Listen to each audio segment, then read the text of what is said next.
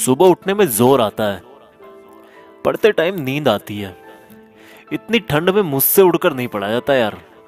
कल से पक्का सुबह जल्दी उठ जाऊंगा। कभी पूछा है अपनी माँ से कि वो सुबह बिना किसी के जगाए 4 बजे क्यों और कैसे उठ जाती है? कभी पूछा है अपने पापा को नाइट शिफ्ट से आने के बाद कि पापा कहीं रात को ठंड तो नहीं लगी आपको?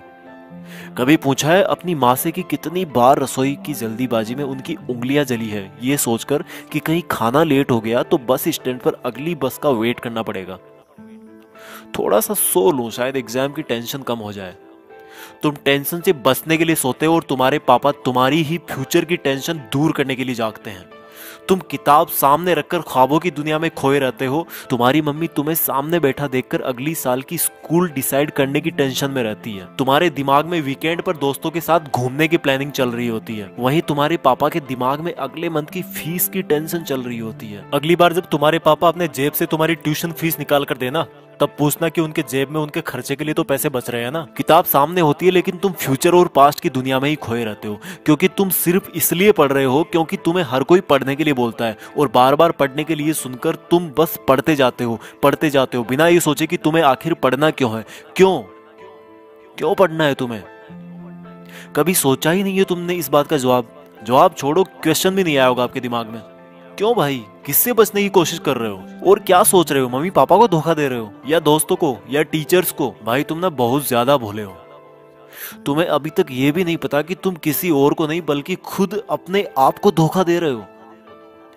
क्यों अपने आप को यार 12 लाख वाली कार के फर्जी सपने दिखा रहे हो? कोई बंगला और आईपैड नहीं मिलने वाला तुम्हें ऐसे पढ़ने का ढोंग रचा करके। ये जो मोबाइल पे तुम डेली दिन में 100 बार फेसबुक और व्हाट्सएप चेक करते हो ना, उससे कई गुना तुम्हारे मम्मी पापा तुम्हारे फ्यूचर के बारे में सोचते हैं। और जब तुम्हारा छोटा भाई या एक दिन तुम्हारा लड़का बड़ा होकर आईफोन या लैपटॉप या बाइक मांगेगा ना, तब तुम समझोगे कि बच्चे की एक जिद पूरी करने के लिए पेरेंट्स को अपने खुद के सपनों से कितना बड़ा कॉम्प्रोमाइज करना पड़ता है। और तुम्हारा पढ़ाई में मन इसलिए नहीं लग रहा क्योंकि तुम सिर्फ पास होने के लिए या फिर कहीं पर सेलेक्ट होने के लिए पढ़ते हो। भाई तुम्हें तो टाइम ही नहीं है अपने आप से 2 मिनट ये पूछने का कि आखिर सब लोग तुम्हें पढ़ने के लिए क्यों बोलते हैं। तुम्हें पढ़ाई बहुत हार्ड लगती है क्योंकि तुम्हें फेसबुक व्हाट्सएप इंस्टाग्राम इजी लगता है, सुबह देर तक सोना इजी लगता है, बिस्तर में लेटकर मोबाइल से पढ़ना इजी लगता है। बेटा अपने पापा को भी बोल दो कि बिस्तर में ही लेटकर ड्यूटी कर ले। अपनी मम्मी को भी बोल दो कि सुबह जल्दी उठकर परेशान होने की जरूरत नहीं है। जब तुम्हारे मम्मी पापा तुम्हारे लिए लेट करके खाना नहीं बना सकते, तुम्हारे लिए पैसे कमाने के लिए लेट कर नौकरी नहीं कर सकते, तो तुम क्या जादू मंत्र चला दोगे बिस्तर में लेटे लेटे? कल पढ़ूंगा, शाम से पढ़ूंगा, मंडे को टाइम टेबल से पढ़ूंगा, हाफ ईयरली एग्जाम के बाद पढ़ूंगा, ठंड कम होगी तब पढ़ूंगा, गर्मी कम होगी तब पढ़ूंगा, कल से जल्दी उठकर पढ़ूंगा, दोस्त के नोट्स मिलेंगे तब पढ़ूंगा, एग्जाम का ब्लूप्रिंट आएगा तब पढ़ूंगा, एग्जाम के 1 महीने पहले पढ़ूंगा,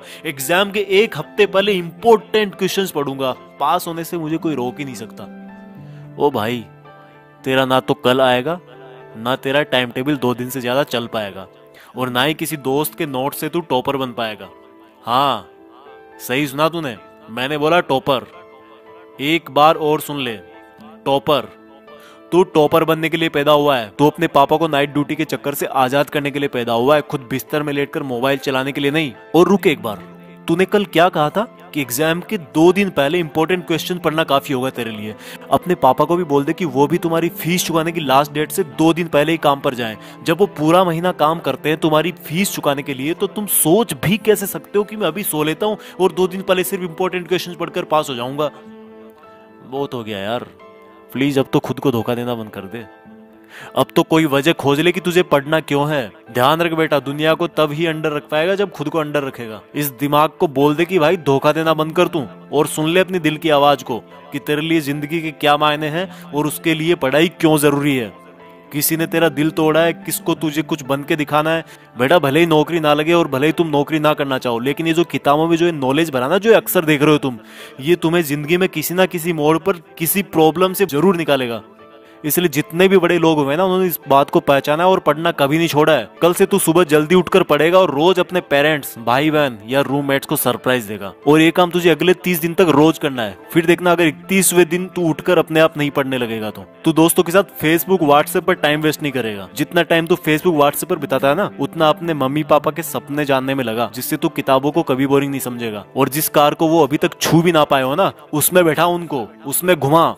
जिस अपार्टमेंट के गार्ड ने उनको सामने खड़ा भी ना होने दिया, उसी अपार्टमेंट को खरीद कर और तोड़कर तुम वहां पर अपना 2 मंजिल का बंगला खड़ा करके पेरेंट्स को गिफ्ट कर। जिस स्कूल जिस जगह को तुम्हारे पेरेंट्स बड़ा समझते हैं ना, वहीं पर तुम अपने ज्ञान का दबदबा बनाओगे और अपने पेरेंट्स को प्राउड फील करवाओगे।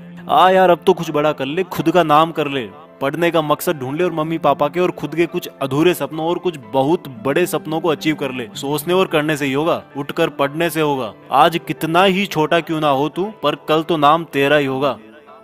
जय हिंद।